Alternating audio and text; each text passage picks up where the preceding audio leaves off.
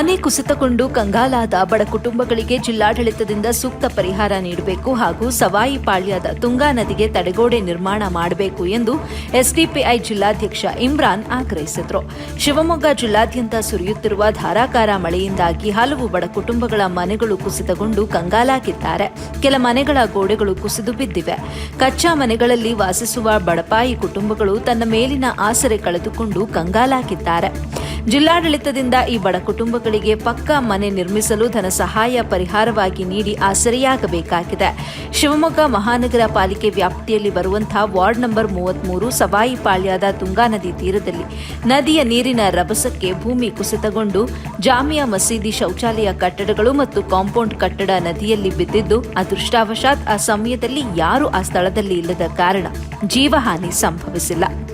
Smart city ಯೋಜನೆ ಅಡಿಯಲ್ಲಿ ನದಿ ತೀರದಲ್ಲಿ ನಿರ್ಮಾಣಗೊಂಡ ಪಾರ್ಕ್ ತಡೆಗೋಡೆ ನಿರ್ಮಿಸಿ ರಕ್ಷಣೆ ಮಾಡಲಾಗಿದೆ.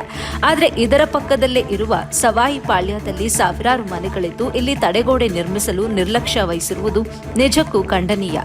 ಮನುಷ್ಯರ ಜೀವನ ಎಲ್ಲದಕ್ಕಿಂತ ಮುಖ್ಯ. ಆದಷ್ಟು ಬೇಗ ಸವಾಯಿ ಪಾಳ್ಯ, ಕುರುಬರಪಾಳ್ಯ, ಹಳೆ ಮಂಡ್ಲಿ, ವಾದಿಯೇ ಹುದಾ, ಮದಾರಿಪಾಳ್ಯ, ತುಂಗಾ ನದಿ ಪಕ್ಕದಲ್ಲಿರುವ ಪ್ರದೇಶಗಳು, ಈ ಎಲ್ಲಾ ಪ್ರದೇಶಗಳ ನಿವಾಸಿಗಳ ಜೀವ ರಕ್ಷಣೆ ನಿಮ್ಮ ಕರ್ತವ್ಯ.